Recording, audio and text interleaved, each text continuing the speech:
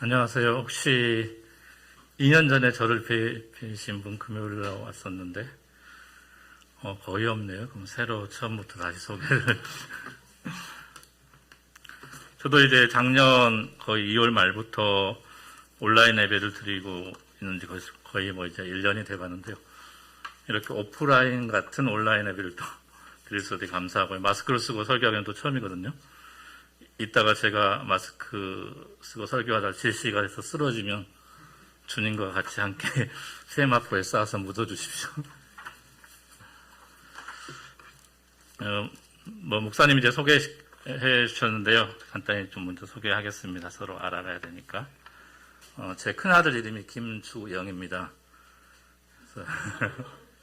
지금 대학교 2학년 다니다가 마치고 군대 가서 인천 송도에서 이제 군생활하고 있고요.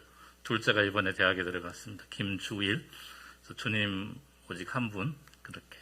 그래서 주일이라고 졌는데, 막내딸이 이제 고등학교 2학년 있습니다. 그래서 초등학교 5학년 때부터 막내딸이 저하고 얘기를 안 하기 시작해서 지금 벌써 고2니까 꽤 됐죠. 그래서 저는 자매님들께 좀 물어보고 싶어요. 언제쯤 딸들이 아빠하고 이 안면을 트고 반갑게 얘기를 하는지. 사춘기가 너무 길다 보니까 딸 바보인 아빠로서 너무 힘든 시기를 보내고 있습니다. 저는 아까 목사님 말씀했던 것처럼 대학교 때 같이 이제 학생 리더십으로 사역하면서 그때 목사님 알게 됐고요.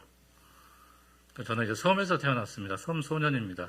고등학교에 섬에서 다녔는데 대학을 이제 서울로 와서 입학식을 마치고 나오는데 선배님이 저를 잡더라고요. 그래서 작은 소책자 잘 아시죠? 노란색 사양님. 그걸로 저에게 이제 1페이지부터 15페이지까지 읽어주셨어요.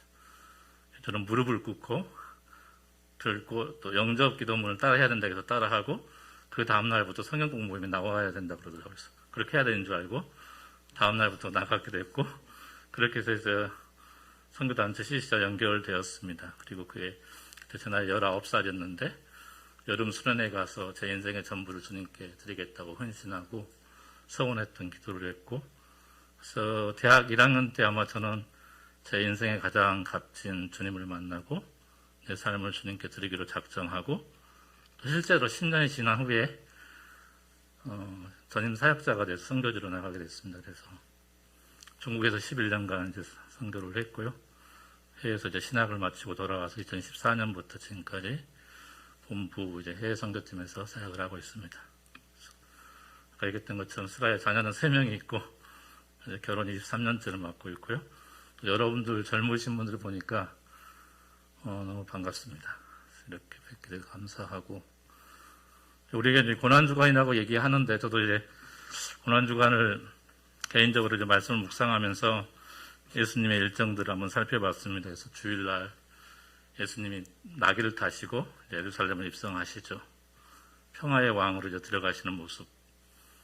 이제 백성들과 사람들은 종려나무 가지를 흔들고 호산나 외치고 아마 그들은 정치적으로 로마의 속박으로부터 이스라엘을 구원할 왕으로 아마 그렇게 생각했는지도 모르겠습니다. 예수님은 실제적으로 그렇지만 죽으러 가시는 것이죠.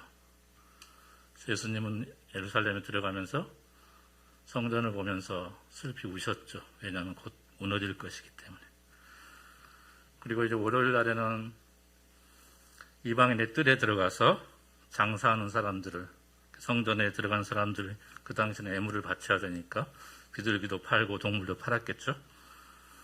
성전 안에서 그것들이 자행되는 모습들을 보면서 다 쫓아내고 분노하셨던 모습들, 그리고 성전을 깨끗게 하신 모습, 그리고 소경들과 선언자들을 고쳐주시고 또 성전에서 대제사장들과 서기관들, 또 백성의 두목들이 예수님을 본격적으로 죽이려고 이제 모의를 했죠.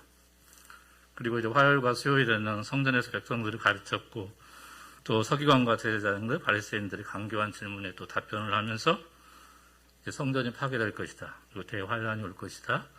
종말의 징조들이 어떤 것들이다. 그리고 제자들이 박해를 받을 것들을 말씀하십니다. 그러면서 항상 깨어있어 기도하라고 말씀하시죠. 이때 이제 가롯 유다가 마음속에 예수님을 팔기로 이제 결심을 합니다. 목요일에는 어떻게 되죠?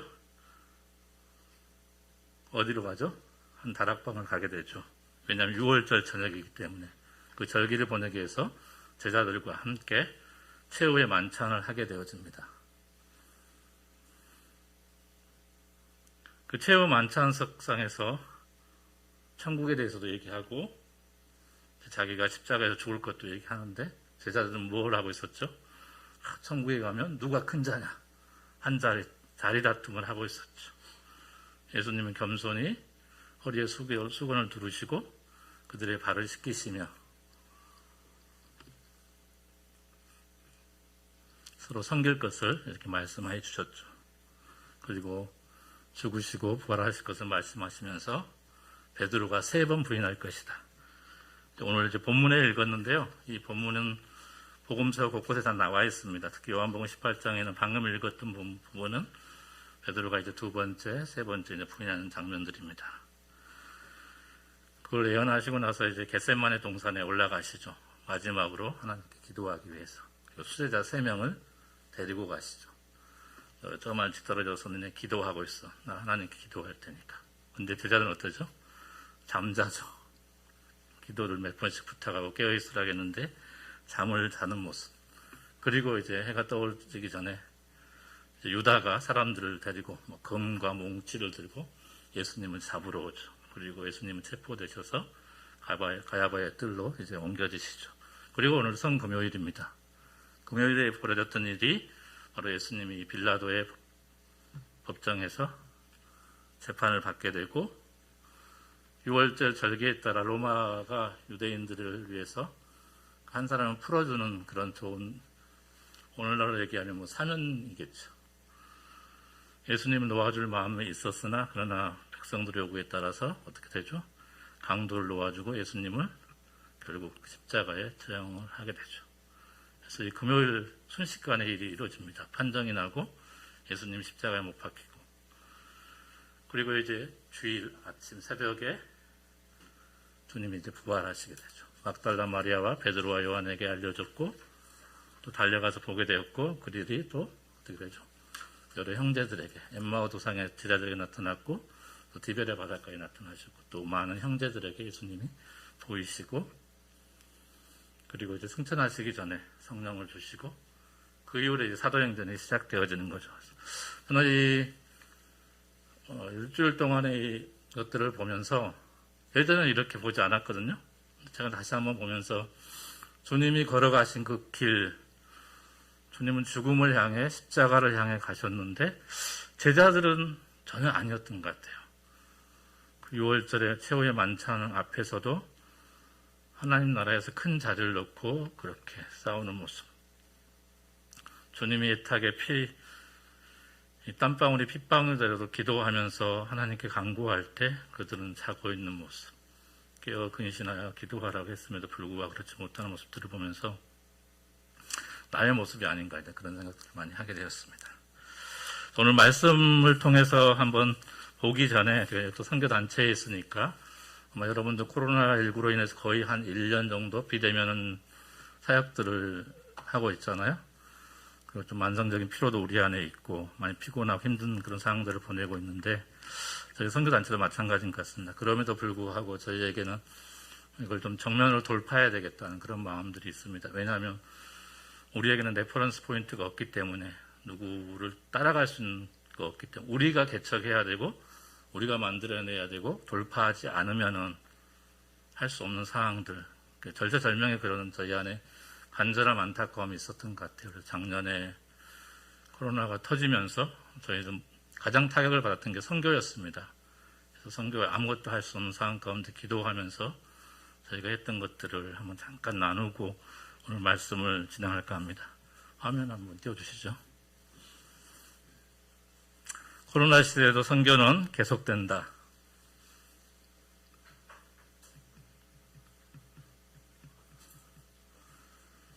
톰 나이트가 이렇게 얘기했습니다. 기독교인의 소명은 어떤 일이 왜 일어났는지 해명하는 게 아닙니다. 설명하는 대신 함께 애통해야 하는 것입니다. 코로나를 하나님 우리에게 왜 주셨을까? 모든 교회와 또 그리스도인들이 깊게 고민해봤고 또 1년 동안에 우리 안에 많은 것들을 생각하게 하는 그런 시간이었던 것 같습니다. 다음요. 그래서 세계적인 질병을 한번 조사해 봤는데 AD 165년에 안토니우스 역병이 있었습니다. 그리고 AD 251년에 키프로스 역병이, 이걸로 해서 로마 전역에 1000만에서 3000만 명이 사망을 하게 되어집니다. 그리고 14세기 유럽의 흑사병을 통해서 6천만 명이 사망하게 됩니다. 그 당시 전 세계 인구의 20%가 죽게 되죠. 그리고 최근에 1918년에 스페인 독감을 통해서 5천만 명 정도가 사망하게 됩니다. 전 세계 인구의 30분의 1이었습니다. 그리고 코비드-19으로 인해서 지금 현재 약 260만 명 정도가 사망을 했습니다. 이런 위협들이 우리 역사 가운데 큰 질병들의 위협들이 있었습니다. 네, 다음에. 그럼에도 불구하고 이런 위협들이 지나간 이후에 어떤 기회들이 있었냐면 AD 165년과 251년, 이때는 초대 교회가 막 성장하고 있을 때였죠. 이때 기독교에 대한 신뢰도가 올라가게 됩니다. 그리고 사회적인 영향력이 엄청나게 극대화된다. 왜 그랬을까요? 이런 질병과 어려움이 있었을 때 그리스도인들이 그들의 생명을 아까워하지 않고 질병에 걸린 사람들을 돌보고 치료하고 자기들도 함께 걸려서 죽어간 사람도 엄청 많았습니다. 그래서 그런 것들로 선한 영향력도 인하여서 그 당시 기독교에 대한 신뢰도가 올라갔고, 우리가 잘 알고 있는 것처럼 AD 313년에는 콘스탄틴 황제 때 기독교가 로마의 국교가 되는 그런 일까지 일어나게 되어집니다. 그래서 결국은 초창기 초대교회 이후에 그런 질병 속에서 그리스도인들의 자기의 생명을 아끼지 않고 내어놨던 것들을 통해서 세상 사람들이, 흔히 믿지 않는 사람들이 주님 앞에 돌아오게 되고 기독교인들이 인정하게 되고 그들의 예수를 알게 되어지죠. 그리고 14기 유럽의 흑사병으로 인해서 그 이후에 봉건제도가 붕괴되어지고 자본주의가 등장하게 됩니다. 그리고 새로운 문명, 르네상스가 시작되어지게 됩니다. 스페인 독감으로 인해서 1차 전쟁이 끝나버립니다. 그리고 미국의 산업화가 시작되어지고요. 그럼 지금 2019년에 시작된 이 코비드-19를 통해서, 코로나를 통해서 이후에 우리의 변화, 어떤 기회들이 우리에게 있을까? 그리스도인 개인에게, 또 교회 공동체에게, 아니면 국가나 민족 공동체에게는 어떤 영향들이 있을까? 어떻게 기회로 잡을까? 이 부분들을 우리가 고민해보고 지금 숙제인 것 같습니다. 네. BC와 AD. 인류의 역사는 BC와 AD로 갈라지죠. Before Christ, 예수 그리스도 이전, AD, 아노 도미니, 그리스도 안에서. 분명 예수 그리스도의 십자가의 사건을 통해서 BC와 AD로 나눠집니다. 그런데 코로나로 비교하자면 Before 코로나, After 뭐죠? disease, 질병. 이 코로나는 그만큼 우리 개인과 교회와 사회 전체, 그리고 세계에 큰 영향을 미치고 있죠. 그래서 많은 학자들이 이런 몇 가지의 변화들을 얘기를 합니다. 디지털화가 가속화될 것이다. 저희도 1년 내내 비대면 사역을 하다 보니까 이거 완전히 그 웹 속에서, 인터넷 속에서 살고 있습니다. 하루에도 일주일에 보통 5, 6개 미팅이 야간에 있습니다. 주간에는 사역을 하고. 그래서 비대면 업무가 늘어나고 재택근무가 늘어나고 화상회의, 온라인 쇼핑, 원격 교육들이 늘어나고 이제 사이버 교육이 시작되죠. 학교를 굳이 갈 필요가 없어질 것이고, 그다음에 4차 산업혁명이 가속화될 것이라고 예측을 합니다. 인공지능, 사물 인터넷, 빅데이터 등으로 인하여서 또 세계화의 태조. 예전엔 세계화, 글로벌 얘기하면서 강대국들의 어떤 그런 힘의 논리들이 많이 있었는데 지금 철저히 자국주의죠. 실리주의죠. 미국도 그렇고 중국도 그렇고. 미얀마 사태가 일어났지만 유엔이 지금 손을 빨리 못 쓰고 있죠. 유엔 기능이 약화가 되고 국제적으로 이제 불안정한 것들. 이런 흐름들, 이런 트렌드들이 이제 앞으로 시대를 이끌어갈 거라고 그렇게 얘기를 하고 있습니다. 이러한 흐름 속에서 우리의 기독교, 우리의 교회, 그리고 그리스도인들은 어떻게 세워져 가야 될 것인가를 고민하는 또 저와 여러분들이 됐으면 좋겠다는 생각을 하게 됩니다.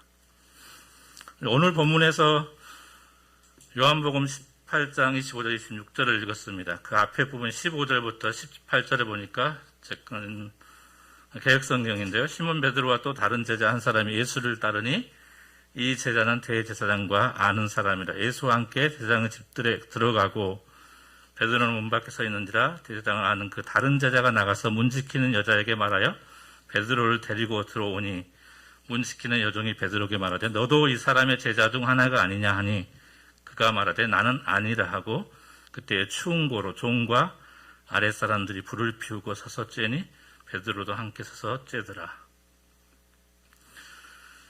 이 요한복음 18장에 나와 있는 이 시몬 베드로가 예수님을 부인하는 장면이 3번 이제 나오게 됩니다. 그래서 이 장면에 대해서 예수님이 이미 예언을 하였고 그 일이 분명히 일어날 것이라고 말씀을 하셨습니다. 요한복음 13장 37절에 보니까 베드로가 이르되 주여 내가 지금은 어찌하여 따라갈 수 없나이까 주를 위하여 내 목숨을 버리겠나이다. 그렇게 베드로가 고백했습니다. 주를 위해 목숨을 버리겠다고 다짐했던 베드로였지만 생명의 위협 앞에서 3번씩이나 이제 주님을 부인하고 있습니다. 처음에는 그냥 부인했다고 성경은 표현하고 있습니다. 나중에는 저주하며 부인했다고 얘기를 하고 있습니다. 2번째 같은 경우는 내가 그 사람을 알지 못한다. 예수님을 그 사람이라고 표현을 하고 있습니다. 그리고 3번째는 완전히 저주하면서 부인했다고 성경은 말하고 있습니다. 어쩌면 우리의 연약한 모습을 이 베드로를 통해서 볼 수가 있습니다. 우리도 어쩌면 이러한 생명의 위협 앞에서 주님을 부인하지 않겠다고 누가 장담할 수 있겠습니까? 주님께 충성하고 헌신했던 3년이나 열심히 추천했던 이 베드로에게 강하게 주님을 부인하는 이유, 그렇게 할 수밖에 없었던 그 연약함, 어떻게 보면 우리가 표현하면 신앙의 실패라고 할 수 있겠죠. 그 원인이 분명히 있을 거라고 생각을 합니다. 그래서 저는 오늘 저녁에 베드로의 이 신앙의 실패했던 원인을 몇 가지를 찾아보고 그 교훈을 삼고자 합니다. 베드로가 주님을 부인하며 신앙이 실패하게 된 원인이 무엇일까요? 첫 번째는 자기 자신을 의지했기 때문이라고 할 수가 있습니다. 베드로는 갈릴리 출신의 어부였습니다. 그래서 천성적으로 좀 열정적이고 정열이 있고 뭐랄까 막 앞서 있는 내성적이지 않고 외향적이었던 성격을 그것을 우리가 성경 공부에서 볼 수가 있습니다. 그래서 어떤 경우에도 제일 먼저 선두에 나서죠. 심지어는 나중에 보면은 막달라 마리아에게 예수님이 부활하고 무덤이 없다고 그러니까 요한하고 같이 들었음에도 불구하고 베드로는 막 잽싸게 앞으로 달려가죠. 요한은 천천히 뒤에 오는 모습. 그 모습 속에서 그 사람의 캐릭터를 볼 수 있는데 베드로는 이렇게 적극적이고 열정적인 사람이었습니다. 감람산에 갈 때 수제자였던 3사람 기도하시기 전에 예수님께 제자들에게 이렇게 얘기하죠. 오늘 밤에 너희가 다 나를 버리리라 고 말씀했습니다. 그때 베드로는 어떻게 대답하죠? 모두 주를 버릴지라도 나는 어때요? 결코 버리지 않겠나이다. 모두 주를 버릴지라도 나는 결코 버리지 않겠다고 그렇게 얘기하고 큰 소리 쳤습니다. 근데 이 말을 자세히 보면 모두 주를 버릴지라도 나는 결코 버리지 않겠다는 것은 저 제자들은 주님을 버릴지라도 나는 버리지 않겠다는 그 얘기죠. 그 베드로 속에 비교의식이 있는 거죠. 비교의식이 아니라 내가 저들보다 좀 낫다. 나는 결코 버리지 않는다. 저들은 버리다 할지라도. 그게 있었던 것을 볼 수가 있죠. 어떻게 다시 표현하면 자기 안에 강한 확신 내지는 자신감이 있었던 거죠. 저 결국 이 성경 말씀을 통해서 우리의 인간의 연약함을 볼 수가 있습니다. 자기 확신과 강한 자신감으로 하나님이 이루실 수 없다는 거죠. 그에 한계가 있다는 거죠. 사회 속에서 많은 긍정적인 태도에 대해서 얘기를 하고 적극적인 사고방식을 얘기합니다. 그러나 그것을 하나님이 이룰 수 있는 건 아니죠. 아무리 내가 긍정적인 태도, 적극적인 사고방식, 강한 의지, 확신이 있다 할지라도 거기에는 인간적인 한계가 있다는 거죠. 그것으로는 결코 신앙에 승리할 수 없다는 거죠. 이 베드로의 모습 속에서 그것을 볼 수가 있습니다. 어떻게 보면 오직 믿음만이 하나님의 구원을 이루어내고 하나님의 역사를 이룰 수 있다는 것을 이 베드로의 표현 속에서 우리가 배울 수가 있는 거죠. 잠언 28장 26절에 자기의 마음을 믿는 자는 미련한 자요. 또 고린도서 10장 12절에도 그런즉 선줄로 생각하는 자는 넘어질까 조심하라. 성경은 기록하고 있습니다. 근데 베드로는 성경을 무시한 채 자기 자신을 지나치게 믿고 있었던 거죠. 자신의 신념과 긍정적인 사고가 어느 정도 일을 성취하는 데 도움이 되겠지만 결국 하나님의 일을 이루지 못한다는 것을 이 베드로의 이 일련의 사건을 통해서 우리가 볼 수가 있습니다. 이렇게 베드로는 3번씩이나 주님을 부인하는 인생의 쓰라린 신앙의 실패를 경험하게 됩니다. 그래서 우리도 이 베드로를 통해서 우리가 의지할 분이 누구신가? 우리의 강한 확신인가? 아니면 신념인가? 자기 자신인가? 아니면 하나님 오직 그분뿐이신가? 그래서 성경에 우리가 전도할 때 가장 기본으로 우리가 믿고 신뢰할 분은 예수 그리스도 하나님이시고 그분의 말씀, 그것만이 오직 우리의 유일한 신앙의 근거가 되고 믿음의 근거가 된다고 그렇게 얘기를 하고 있죠. 그래서 이처럼 자기 자신을 의지했기 때문에 베드로는 그 신앙에 이제 실패를 하게 되어진 것을 볼 수가 있습니다. 두 번째로 그럼 베드로는 왜 신앙에 또 실패했을까요? 저는 여기 본문 속에서 기도하지 않았기 때문이라고 생각합니다. 예수님께서 베드로와 요한과 야곱 세 수제자를 데리고 겟세마네 가서 뭐라고 그랬죠? 기도하러 가시면서 시험에 들지 않게 깨어 기도하라고 분명히 말씀했습니다. 몇 번씩 예수님께서 깨워서 기도하라고 말씀하셨는데 간곡하게 말씀했음에도 불구하고 베드로를 포함한 제자들은 어떻게 해요? 그 말씀을 듣지 않았죠. 그리고 육신이 연약하여 잠이 들었다고 그렇게 표현하고 있습니다. 모두 주를 버릴지라도 자신은 절대 버리지 않겠다고 호언장담을 했던 베드로, 예수님의 거듭되는 부탁과 경고에도 불구하고 그는 깨어있을 수가 없었던 거죠. 만약에 일반 사람이라 할지라도 자기의 스승이 제발 좀 깨어있어 기도해라. 내가 지금 고통 가운데 하나님께 기도하고 있는데 이 잠깐만이라도 좀 깨어서 기도해라 그러면 정상적인 사람이라면 그 스승의 얘기를 듣지 않겠어요? 근데 그 제자들은 그것도 이제 하지 못했던 거죠. 그래서 예수님께서 순환당하실 때 3번씩이나 부인하고 저주까지 하게 되는 모습을 보게 되옵니다.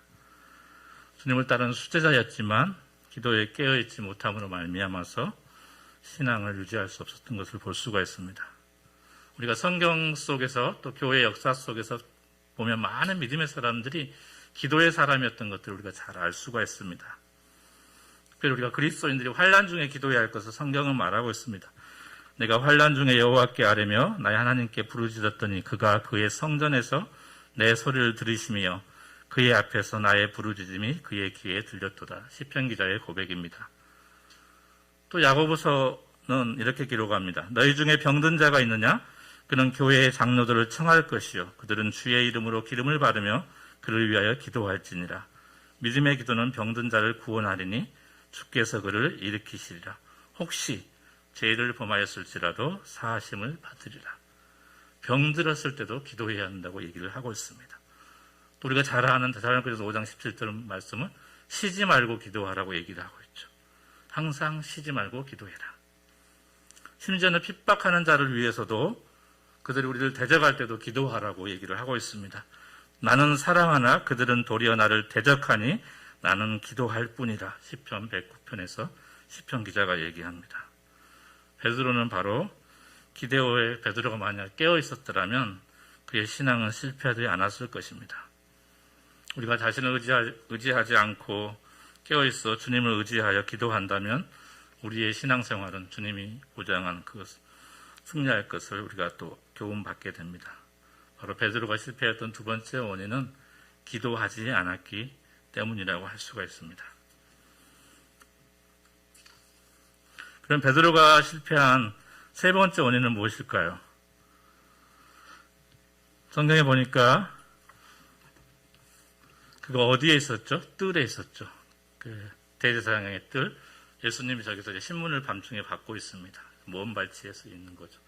거기는 하속들이 있고 종들도 있고 그 당시 예루살렘 그 지방에는 지중해에서 이렇게 이스라엘 땅 자체가 이렇게 올라간 땅이기 때문에 예루살렘에 있는 그곳 자체가 한 700에서 800m 정도가 되는데 500에서 700 사이에 그런 고지의 대부분 도시들이 있었는데 밤중 되면 되게 추워요. 저도 성기순례를 5월 달에 가봤는데 오바코트를 입고 막 이렇게 목도를 해야 될 정도로 많이 춥습니다.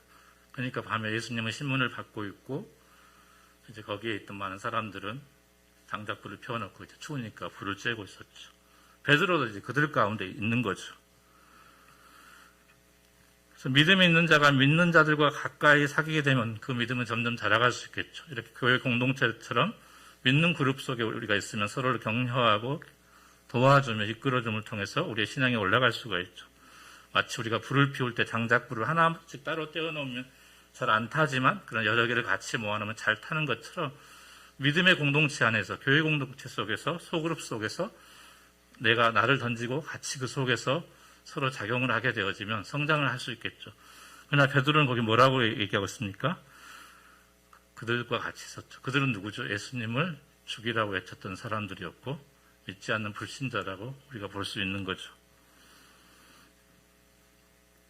그래서 믿음이 없는 불신자와 가까이 사귀게 되면 불신과 회의가 생기게 되고 믿음은 약하게 된다는 것을 알 수가 있습니다. 우리나라 말에도 금묵자학이라는 말이 있잖아요. 검은 것을 가까이 하면 내가 검게 되어진다는 그런 얘기가 있는 것처럼 물론 여기서 말하는 의도가 믿지 않는 자와 사귀지 말라는 것이 아닙니다. 믿지 않는 자들은 우리의 사랑과 복음이 필요한 대상이죠. 당연히 우리가 사랑하고 관심을 기울여야 되고 기도해 줘야 됩니다. 그래서 오늘 본문에서처럼 예수님이 순환을 당하는 그 시점에 제자들은 모두 도망을 갔습니다. 뿔뿔이 흩어지고 말았고 어쩌면 이럴 때일수록 더 도망가고 흩어지는 것이 아니라 함께 뭉쳐서 이 위기를 어떻게 극복할까 기도하고 예수님의 말씀을 조금이라도 생각했더라면 결코 이렇게 되지는 않았을 것이라는 생각입니다. 주님께서 교회를 세우시고 또 믿는 자들이 함께 모여 믿음의 교제를 나누며 그가 주신 사명을 감당할 수 있을 거라고 생각을 합니다. 그래서 오늘 이 본문에서 베드로는 시련의 때에 대제사장의 종과 하석들과 함께 불을 쬐고 있었다고 18절에서 얘기를 하고 있습니다. 그들은 예수님을 핍박하는 자들이었습니다. 어찌 보면 그들은 당시 제자들이 함께 해서는 안 될 불신자들이었을지 모릅니다. 고린도서 6장 17절에 그러므로 너희는 그들 중에서 나와서 따로 있고 부정한 것을 만지지 말라. 내가 너희를 영접하여. 고린도후서의 사도 바울이 얘기를 하고 있습니다. 부정한 것들 그들로부터 구분하여 내라. 따로 있으라. 부정한 것을 만지지 말라고 얘기하고 있습니다. 그럼에도 불구하고 베드로는 추위를 막기 위해 그들과 함께 있었고 사단은 그 틈을 타서 계집종의 말 한마디를 통해서 예수님을 부인하는 죄를 범하게 만듭니다. 베드로가 예수님이 신문을 받고 고통 가운데 있을 때 예수님의 수제자답게 제자들을 다 불러서 같이 함께 기도하고 또 주님이 말씀하셨던 것처럼 함께 했더라면 이렇게 쉽게 주님을 부인하지는 않았을 것이라는 생각도 합니다. 우리도 시대의 때 불신자와 함께하는 것이 아니라 믿는 자들과 함께함을 통해서 그 위기 시련들을 극복해야 될 것들을 또 이것들을 통해서 우리가 배울 수가 있습니다. 그래서 우리 주위에는 크고 작은 많은 어려움들이 있죠. 유혹과 시험이 끊임없이 있고 사단으로부터 그것들이 다 옵니다. 그리고 우리는 여러분과 저는 지금 코로나라는 긴 위협의 터널을 지나고 있습니다. 그래서 우리가 자신을 의지하지 않고 주님을 믿는 믿음으로 그분과 동행한다면 기도에 깨어있어 항상 기도한다면 또 주님을 따른 성도와 교제에 힘쓰고 온라인이든 오프라인이든 모이기에 힘쓰며 서로를 격려하는 공동체로 견고하게 서 있다면 믿음으로 결국 승리할 것이라는 것을 오늘 베드로의 부인을 통해서 그의 신앙의 실패 원인들을 통해서 우리가 교훈을 받게 됩니다. 자신을 의지하지 않고 쉬지 말고 기도하며 시련의 때에 불신자와 함께하지 않고 믿는 성도와 교제에 힘쓰므로 신앙의 승리자가 될 것을 축원합니다. 또한 이 고난 중간을 통해서 주님의 십자가의 희생과 죽으시고 부활하신 능력에 참여하는 모든 성도님들이 되시기를 기도합니다. 이 베드로의 부인 이 모든 것은 예수님이 다 예언을 하셨죠. 근데 여기 한 가지 진짜 반전이 있는 것은 뭐냐면은 그래도 우리에게 소망이 되는 건 베드로가 이렇게 실패했음에도 소망이 되는 것은 뭐죠? 보혜사 성령으로 약속하신 그 일이 성취되어 되면 지금까지는 요한복음 17장에 예수님이 기도하는 장면이 나옵니다. 긴 기도. 제자들을 보호해 주시고 그들을 하나님 하면서 보혜사 성령을 내가 보내겠다 그렇게 말씀을 하십니다. 그 보혜사 성령이 너희를 인도하고 가르치고 보호하고 함께 할 것이다. 나는 하늘나라로 하나님 나라로 가지만 보혜사 성령이 너희와 함께함을 통해서 하나님 나라를 너희를 통해서 전파되게 할 것이다. 그 얘기를 해 주십니다. 우리는 너무나 잘 알잖아요. 이 18장이 끝나면 어떻게 되죠? 그 다음 장에 가서 예수님이 죽음에서 부활하시고 제자들에게 나타나십니다. 특별히 베드로가 다른 제자들과 함께 예수님이 이미 죽었고 무덤에 묻히셨기 때문에 어디로 가죠? 디베랴 바닷가, 갈릴리 바닷가로 다시 업으로 돌아갑니다. 고기를 잡으러 갑니다. 밤새도록 그물 던져서 고기를 한 마리도 못 잡았죠. 그런데 예수님이 아침에 해가 그 동이 터오르고 빨갛게 동이 터오를 때 숯불에다가 고기를 구워서 제자들을 부르시죠. 그리고 뭐라 그러죠? 떡과 그 생선을 나눠주면서 먹으라 그러시잖아요. 어떻게 보면 이 구절이 베드로에게는 굉장한 그 가야바의 뜰에서 불을 쬐면서 주님을 부인했던, 그리고 마지막 세 번째 부인했을 때 예수님은 안나스에게 신문을 받고 이제 가야바에게 가면서 예수님과 눈이 마주쳤어요. 세 번째 부인할 때.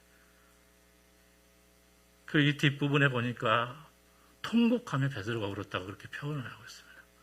다시 요한복음 20장 21장에 와서 예수님이 그 숯불에 고기를 구워서 떡을 구워서 베드로에게 주었던 그 장면 속에서 베드로는 어쩌면 그 가야바의 뜰에서 예수님을 부인했을 때 그 숯불이 빨갛게 타오르는 그 불을 쬐고 있었던 그 모습이 생각났을지 모르겠습니다. 닭이 울었다고 그랬잖아요. 세 번 부인. 지금도 베드로의 고백교회에 가면 천 위에 닭 모양이 있습니다. 그래서 내려오는 전설에 의하면 베드로는 그 닭이 울 때마다 계속 그 슬피 울었다고 그럽니다. 그리고 평생에 눈이 그렁그렁 젖은 채로 그렇게. 그러니까 예수 그리스도를 부인했던, 자기 스스로 예수 그리스도를, 예수님은 다 알고 계셨잖아요. 그럼에도 불구하고, 그걸 알았음에도 불구하고 예수님은 끝까지 제자들을 사랑해 주셨고, 그 모습 속에서 예수님의 죽음과 부활이 있는 거죠. 그리고 베드로를 완전하게 회복하잖아요. 떡과 생선을 주면서 내가 나를 사랑하느냐, 내 양을 먹이라, 내 양을 치라. 그리고 사도행전에 가면 놀라운 반전이 일어나잖아요. 오직 성령이 너희에게 임하시면 너희가 권능을 받고 예루살렘과 유대와 온 사마리아 땅 끝까지 이르러 내 증인이 되리라. 그리고 오순절의 성령 강림 사건을 통해서 마가의 다락방에 모였던 제자들과 믿는 사람들이 성령 충만을 경험하게 되어집니다. 그리고 그들은 완전히 영적인 공산생활을 하게 됩니다. 가졌던 것들을 같이 나누고 도와주고 내 것을 하지 않고 필요들을 모든 사람들에게 나누어주고 대제사장과 유대의 지도자들 앞에서 담대하게 얘기를 합니다. 주님의 부활과 죽으심과 부활과 십자가에 대해서 담대하게 고백을 하게 되어지죠. 그리고 어떻게 되죠? 내가 보고 들은 것을 말하지 아니할 수 없다. 대제사장과 유대의 지도자들이 그들이 신문할 때 내가 보고 들은 것을 말하지 아니할 수 없다. 그게 바로 우리의 증인의 양심이죠. 법정에서 판사 앞에서 그들을 신문하는 사람들 앞에서 내가 보고 들은 것을 분명하게 얘기하겠다. 그게 바로 증인의 양심이죠. 베드로와 요한과 사도와 제자들은 바로 이 성령 강림의 사건을 통해서 성령이 그들 안에 내주하시고 충만케 하시는 은혜를 통해서 이제 완전히 새로운 사람들이 되었습니다. 주님을 부인하고 신앙의 완전한 실패자를 썼던 그 제자들, 예수가 죽자 자기의 고향으로 다시 돌아가 고기를 잡고 있던 그들이 예수님의 만나고 다시 회복시키시고 승천하시면서 이제 하나님 나라를 부탁한, 그리고 이 작은 몇 사람 갈릴리 어부 출신의 제자들을 통해서 하나님 나라가 이제 만들어져 가고 있죠. 그래서 저는 오늘 세 가지를 얘기를 했지만 베드로가 왜 신앙에 실패했을까? 그 세 가지를 얘기했지만 자기 자신을 의지했기 때문에, 기도하지 않았기 때문에, 또 불신자와 함께하지 않았기 때문에 그때까지 이들은 성령을 몰랐어요. 성령에 내주하지 않았습니다. 그러나 예수님이 부활하시고 이 땅에 40일 동안 머물면서 성령의 약속과 그가 승천하시면서 제자들에게 맡겨진 이 땅에 하나님 나라의 선포, 복음을 맡기신 것에 대한 증인의 양심을 갖고 그들이 이제 일하기 시작하죠. 그리고 사도행전을 보면은 그 놀라운 사건들이 바로 성령의 사건이고 성령의 행전인 것도 우리가 너무나 잘 알고 있습니다. 저와 여러분은 이미 성령을 통해서 또 우리가 믿음으로 주님을 고백하고 예수 그리스도를 나의 구주, 나의 하나님으로 영접할 때 성령이 우리에게 임하셨고 성령이 우리에게 예수 그리스도의 그 믿음을 확증해 주셨죠.